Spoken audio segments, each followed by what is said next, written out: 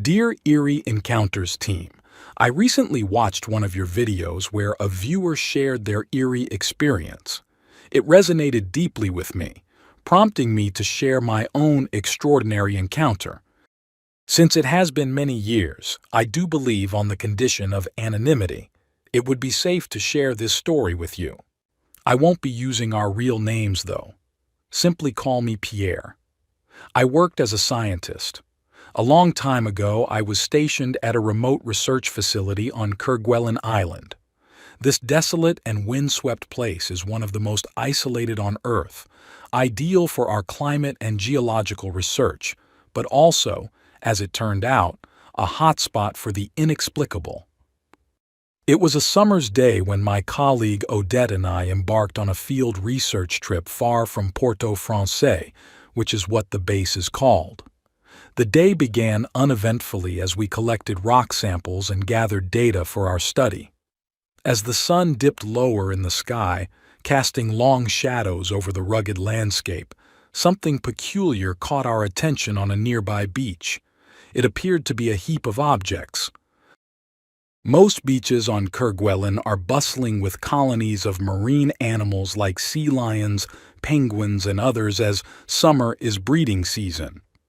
Despite this beach being on the smaller side, it struck us as eerie that there were no animals in the vicinity whatsoever. We approached the heap cautiously, and what we discovered was grisly and repulsive. The heap of objects turned out to be a collection of body parts and carcasses from various marine animals, mammals, crustaceans, birds, octopi, penguins, fish, jellyfish, shellfish, and more. It was the vilest thing I have ever seen. I felt sick to my stomach. Besides the bizarre occurrence of finding such a collection of mutilated creatures in one spot, there were several other strange irregularities. All the creatures were dismembered with surgical precision, displaying cuts that were the most precise I had ever seen. These were not caused by any natural process. It seemed as though someone had dumped the creatures as one would with a dumping truck, yet there were no such vehicles on Kwellin Island, no conceivable way for such a vehicle to access the area, and no tire or footprints present anywhere.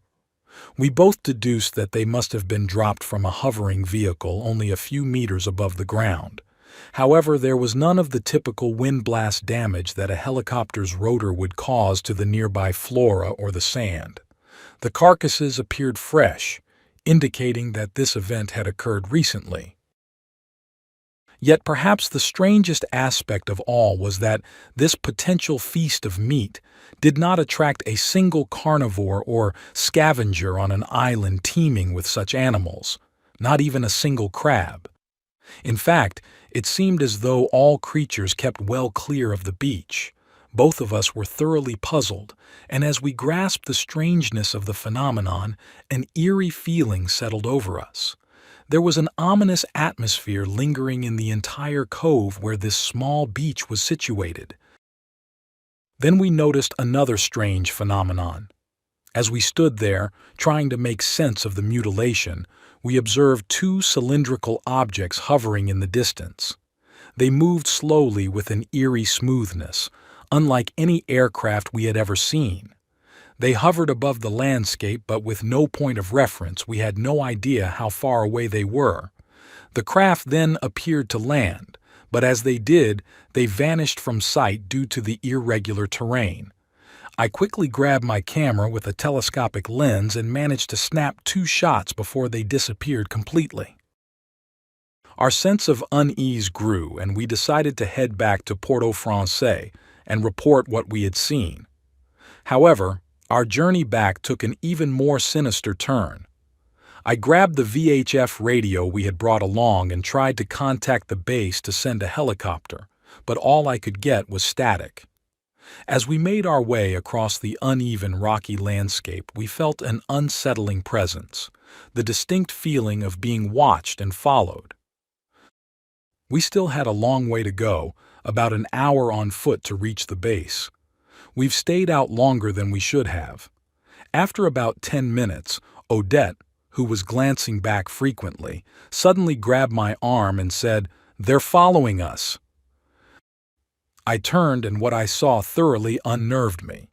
About 500 meters away, there were four figures. I took out the binoculars. What I saw shocked me.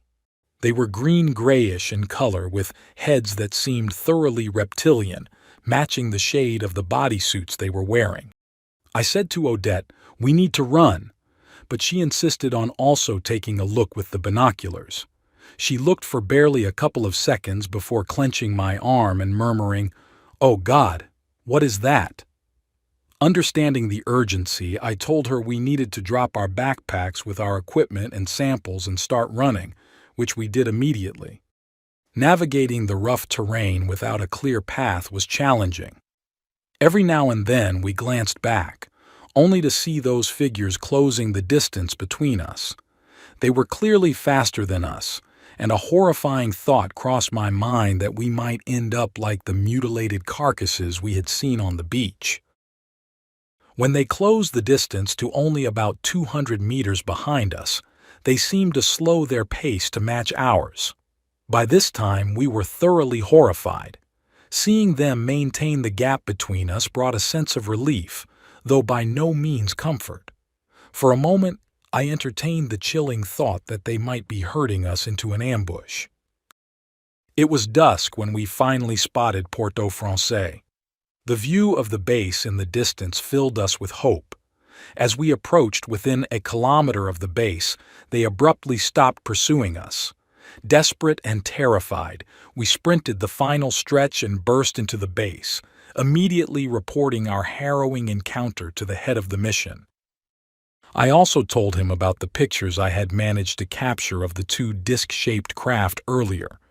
He instructed us to maintain absolute silence about the incident, to prevent alarming the other members of the mission on the island.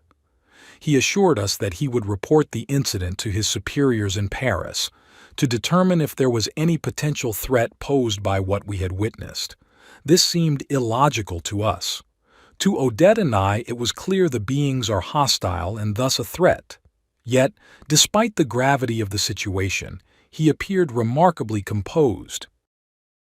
Later that evening, he summoned us to his office where we joined a satellite radio call with our headquarters in Paris. This was before the internet. To our surprise, the meeting was attended by both the Administrator Superior of the Southern and Antarctic Lands Department as well as his boss, the Minister of Overseas France. Clearly, we have encountered something of great significance. The minister took charge of the conversation, emphasizing in no uncertain terms that the incident was not to be discussed further. He ordered that all reports we had written be destroyed and insisted that it would be in our best interest to forget the entire ordeal. In a dismissive tone, he added, "Don't let your imaginations run away with you. This never happened, and you will erase it from your thoughts." After that, the base security officer thoroughly searched both Odette's and my quarters. He confiscated our cameras, returning them the next day without the film cartridges. Thus, I lost the pictures I took of the hovering cylinder-shaped craft. For days afterward, we couldn't shake the unnerving feeling of being watched. This experience has haunted me ever since. The profound isolation of Kwellin Island, coupled with the inexplicable events we witnessed, made it a truly harrowing ordeal. Yet what gets to me most is that, after all these years, I still have nightmares about the heap of carnage we found on that life-deserted beach. In the dream, I am always being chased and hunted by reptilian monsters. I feel like that sickening experience has scarred me forever. Despite the horror it has caused me, I still ponder why those beings stopped closing the distance between us. They could have easily caught up with us long before we got to the base. Were they trying to do us harm, or were they merely chasing us to scare us? I have so many questions. What was the heap of marine animal carnage we saw on that remote beach? Did the reptilians cause that, and for what purpose? Are these alien creatures biological researchers from another world, or are they vicious predators? Another question that deeply bothers me to this day is the apparent cover-up by my superiors and our government. What was that about? To these and many other questions, I will never have the answers. The entire episode remains both an emotional and intellectual frustration. I will never understand what happened there. Sincerely, Pierre. If you enjoyed this story, please hit the like button and subscribe to our channel. Don't forget to click the bell icon to be notified of more eerie encounters. Let us know in the comments your views on reptilian aliens. Thanks for watching.